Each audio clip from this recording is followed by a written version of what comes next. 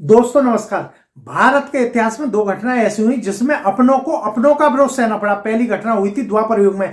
द्वापर युग में जो भीष्म पितामह थे उनको अर्जुन का विरोध सहना पड़ा। और वहीं दूसरी घटना जो हुई थी वो हुई थी आजादी के बाद।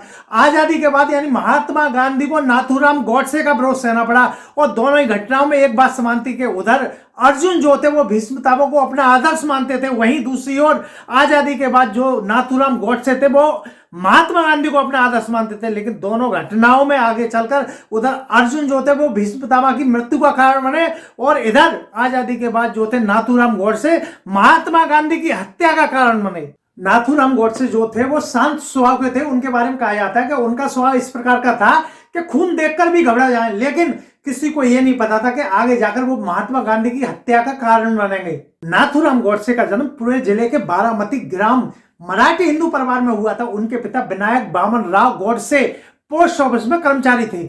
नाथूराम गॉडसे का वास्तविक नाम रामचंद्र था, लेकिन नाथूराम गॉडसे का नाम नाथूराम पढ़ने की भी कहानी बहुत रोचक है। कहा जाता है इनके जन्म से पूर्व इनकी मां के 3 बेटे 1 बेटी थी, लेकिन तीनों बेटों की बाद में मृत्यु हो जाती है। मृत्यु होने के बाद जब इनका जन्म होता है तो इनकी मां ने इनको बेटी की तरह पाला, बेटी की तरह इनकी नाक भी छिदवा दी थी। और नाक छिदने के बाद ये नथ पहना करते थे। नथ जब पहनते थे तब इनका नाम नाथूराम पड़ा, नाथूराम गॉडसे पड़ा। ऐसा नहीं है, नाथूराम गॉडसे महात्मा गांधी के विचारों से शुरू से ही नकारात्मक थे। वो महात्मा गांधी को अपना आदर्श मानते थे और उनके विचारों से बहुत प्रभावित थे। जब उनके पिताजी रत्नागिरी में पोस्टेड थे तो वहां पर उनकी मुलाकात वीर सावरकर से हुई। बस वहीं से उनका राजनीतिक जीवन या राजनीति में जाने का निर्णय हुआ। प्रारंभ में नाथूराम गॉडसे जो थे वो हिंदू महासभा और राष्ट्रीय स्वयंसेवक संघ से जुड़ गए। वो मुस्लिम लीग की अलगाववादी नीति के विरोधी थे। उन्होंने हिंदू सभा से जुड़ने के बाद एक अखबार प्रकाशित किया जो मराठी में था, जिसका नाम था अग्रणी, जिसका नाम बाद में हिंदू राष्ट्र कर दिया गया। नाथूराम गॉडसे जो थे वो महात्मा गांधी को अपना आदर्श मानते थे, लेकिन बाद में उनको ऐसा लगने लगा कि महात्मा गांधी जो है मुस्लिम लीग के लिए, अल्पसंख्यक समूहों के लिए हिंदुओं से भेदभाव कर रहे हैं। इसी कारण से वो महात्मा गांधी के विरोधी हो गए। नाथूराम गॉडसे जो थे वो गांधी जी को भारत विभाजन का दोषी मानते थे, जिसके कारण लाखों लोगों की मृत्यु हो गई। इसी के कारण उन्होंने गांधी जी को मारने का फैसला किया। 30 जनवरी 1948 को जब महात्मा गांधी बिरला भवन प्रार्थना के लिए जब आगे बढ़ते हैं तो आगे से नाथूराम गॉडसे आ जाते हैं। नाथूराम गॉडसे आकर गांधी जी से नमस्ते करते हैं तो महात्मा गांधी के साथ चल रही मनु ने उनको हटाया, भैया हम पहले से लेटे, आप साइड में हट जाओ। लेकिन तभी नाथूराम गॉडसे ने अपने हाथ में छुपी हुई बेरेटा पिस्टल को निकाला और महात्मा गांधी में 3 गोली एक एक करके 3 गोली मारी। गोलियां लगने के बाद महात्मा गांधी वहीं गिर पड़ते हैं। 2 गोलियां उनके शरीर को पार कर गई थी, 1 गोली उनके शरीर में फंसी रह गई थी। महात्मा गांधी को वहां से एक कमरे में ले जाया जाता है जहां पर उनकी मृत्यु हो जाती है, यह पता चल जाता है। महात्मा गांधी को गोली मारे जाने के बाद नाथूराम गॉडसे को गिरफ्तार कर लिया जाता है और उन पर मुकदमा चलता है। 1 साल तक चले मुकदमे के बाद 8 नवंबर 1949 को उन्हें मृत्युदंड दिया जाता है।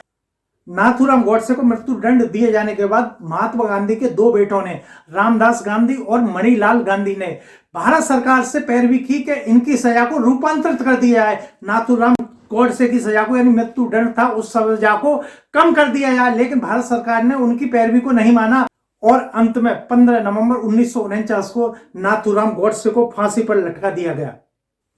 नाथूराम गॉडसे की जब गिरफ्तारी हो जाती है तो गिरफ्तारी के बाद महात्मा गांधी के बेटे देवदास गांधी नाथूराम गॉडसे मिलने थाने आते हैं। वो ये देखना चाहते हैं आखिर वो व्यक्ति कैसा है कि जिसने महात्मा गांधी को गोली मारी। लेकिन जब देवदास गांधी थाने पहुंचते हैं तो वो देखते हैं कि शांत स्वभाव का व्यक्ति है जिसने महात्मा गांधी को गोली मारी है। तो उस समय नाथूराम गॉडसे देवदास को पहचान जाते हैं और देवदास गांधी के पास जाकर वो कहते हैं, मैं विनायक नाथूराम गॉडसे, हिंदू राष्ट्र अखबार का संपादक, आज तुमने अपने पिता को खोया, मेरी वजह से तुम्हें बहुत दुख पहुंचा है।